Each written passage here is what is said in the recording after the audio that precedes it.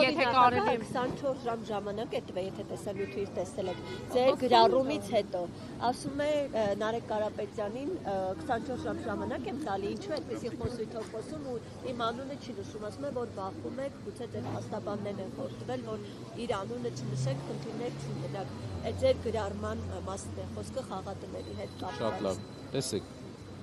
չեմ մարդը երևի չի պատկերացնում, որ ինքն էլ մի հատ ուրիշ գործի չէր կա, ինչ որ ժամանակ տալու հետ կապված բաներ ունեին։ Իրենք չեն ժամանակ տվողը, իրենք իհարկե մեզանից ժամանակ խլողներն են։ Իրենք խլել են մեր ժողովրդից բազմաթիվ 24 ժամեր։ Իրանց ներկայությամբ իրենք ելնում են, իրանց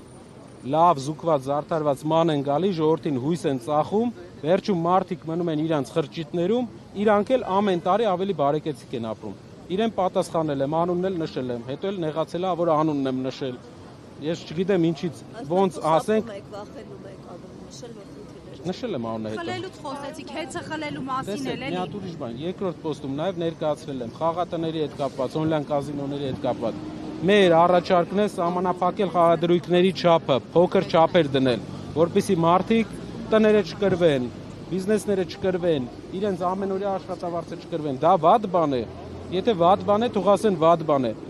Ինչու է ինքը ամեն անգամ բերում այդ օրենքները փոխում ու 20 միլիարդ դոլար խաղադրույք են արել։ Երկրի հնան 30 միլիարդ դոլար է ժողովուրդ։ 20 միլիարդ խաղադրույք է արել ժողովուրդը անցած տարի։ Էսի երկրի տնտեսությունը ո՞նց է զարգանալու։ Երբ մեջը այդքան կորուստ ենք տալի, այդքան խաղադրույք է արվում, այդ գումարները ուր է գնում։ Մեր առաջարկն է փոխենք, սահմանափակենք, չեմ ասում փակենք, հայ բիզնեսներն թող զարգանան, դուրս ելնեն, դրսի շուկաներ, սահմանափակենք չափը, դրույքաչափերը։ Ասացիք, որ սոցիալապես ծայրահեղ աղքատության մեջ գտնվողներին 150,000 դրամ գումար ամսական, այդ ձեր նախաձեռնությունն էլ էր քննադատության ենթարկվել այն համատեքստում, որ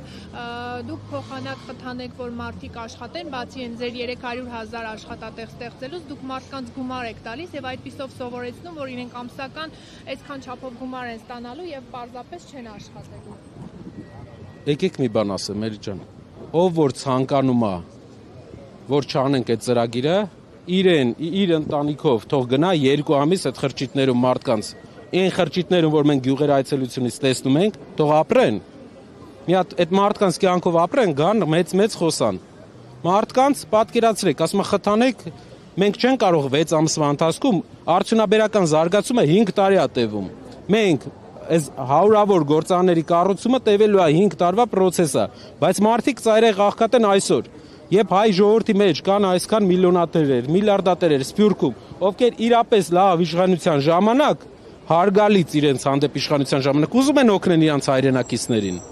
Երբ որ գան, օգնեն, բյուջեն որևէ 30% է մասնակցում, այն էլ հետո հարկերով հետ կստանա, 70%-ը մեր շրջապատի գործընկերներն են անելու, ժողովրդի համար։ Դրանից լավ ծրագիր ո՞նց կարելի է քննադատել այդ ծրագիրը։ Քարոզարշավը մեկնարկեց եւ պարոն Սամվել Կարապետյանը կալանքի տակ է լինելու։ Ուզում եմ իմանալ ո՞նց է ինքը այս փուլում, ինչ մասնակցություն է ունենալու, ոնց է դիտքավորվելու, երբ որ հնարավորություն չունի դուրս գալու, միայն այդ հարցազրույցը։ Պատմական ունիկալ շրջան է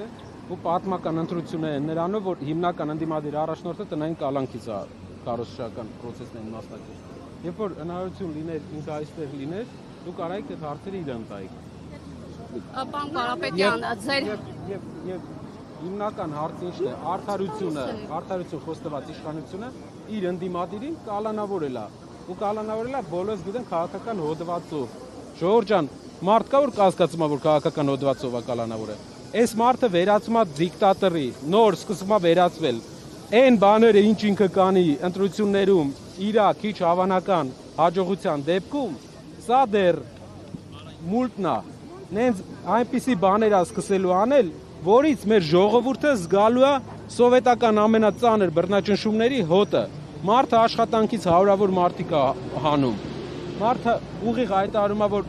բոլոր պաշտոնյաներին ես գաղտնա լսում եմ։ Պաշտոնյան իրավունք չունի ընդդիմադիր լինի։ Որևէ պաշտոնյա պետական։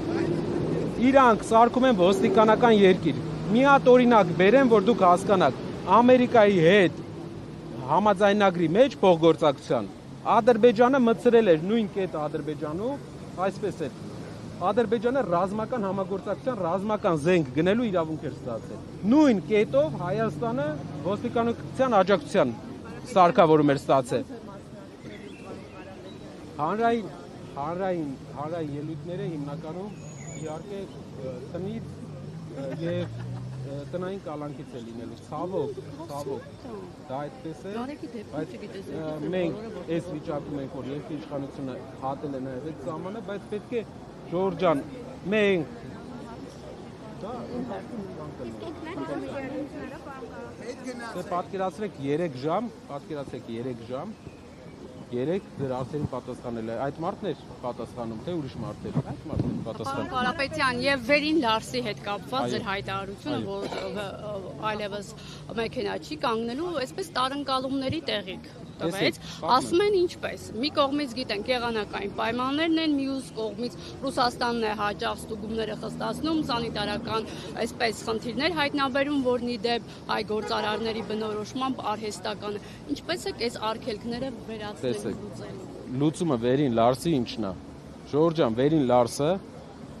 Վերին Լարսով ասում է Վրաստանի, Ադրբեջանի, Հայաստանի եւ Թուրքիայի բեռները։ Այս բոլոր երկրներից մենակ ԵԱՏՄ-ի անդամը Հայաստանը։ Հայկական բեռները հնարավորություն ունեն ոչ թե մաքսային ընդհանրակարգ անցնեն Լարսում, սպասեն հերթի տակ, այլ անցնեն սահմանը երկրի խորքում ավելի հարմար պայմաններում առանց հերթ անցնեն, քանի որ մենք ընդհանուր տնտեսական գոտի ենք, մաքսային գոտի ենք։ Ժամանակին մեզ առաջարկվել է, որ տերմինալ կառուցվի ավելի խորքում, որ հայկական մեքենաները չկանգնեն, վստահ եղեք, դա անելու ենք, այնպես չի որ այս իշխանությունը մի հատ Վերին Լարսի հարց չի լուծում, ժողովուրդ, մենք Վերին Լարս մի հատ ճամփա է, էլի։ Այդ հարցը ոնց կարա նորմալ իշխանությունը չլուծի։ Դուք նենց ենք մեզ խեղճացրել, որ մի հատ ճանապարհի մասին կարանք ժամերով խոսանք։ Դա մի հատ պայմանավորվածություն է, մի հատ աշխատանք է, մի հատ տերմինալի կառուցումը եւ վերջ։ Բայց կիսում եք այն տեսակետը, որ Ռուսաստանը հաճախ արհեստական է այդ խոչընդոտները, թե փաստաթղթային, թե սանիտարական ստեղծում։ Պետություններ կան, որ ամեն ինչ կախված է այդ երկրի հետ հարաբերություններից։ Մենք պետք է այնպես անենք, որ այդ երկիրը ցանկանա հայկական ապրանքները առնելու, ցանկանա հայ գյուղմթերքը առնելու։ Մի հատ օրինակ ձեզ բերեմ։ 8 տարվա ընթացքում վերջի իշխանության ժամանակ 40,000 հեկտար չի մշակվում։ Առաջ մշակվում էր 240,000 հեկտար էր մշակվում առաջ։ Հիմա 200,000 հեկտար է մշակվում։ 8 տարվա ընթացքում, որպեսզի հասկանաք, մի ամբողջ Մասիսի շրջան կարելի ասել, թողել են մի Երևանի տարածքից 2 անգամ շատ տարածք, էլ չի մշակվում։ Ու իջնում է, խնդրեմ ունենք մենք։ Ինչն է խնդիրը։ Պետք է արտաքին աշխարհի հետ առևտուր անենք։ Վերին Լարսը փոքր լուծում է, ու դա են հեշտ լուծումներից է։ Աստված տա բոլոր խնդիրները այդպեսին լինեն։ Շնորհակալ եմ։ Հեցի հետ կապված հստակեցում էլի $380,000 մասն է կարծեմ խոսքը, այդքան է առաջարկվում։ Չեմ արձագանքում, իրանք ինչ ուզում են, մենք պայքար ենք անում իրանց փոխելու համար, երկրում փոփոխություն բերելու համար, ինչ ուզում են իրանք ակտիվները բան մեզ այդ առումով ընդհանրապես չի հետաքրքրում։ Ժողովուրդ,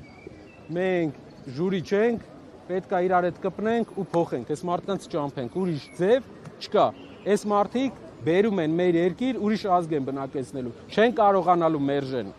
Չեն կարողանալու Ալիևին մերժի ինքը։ Ինչ ուզելա ստացելա։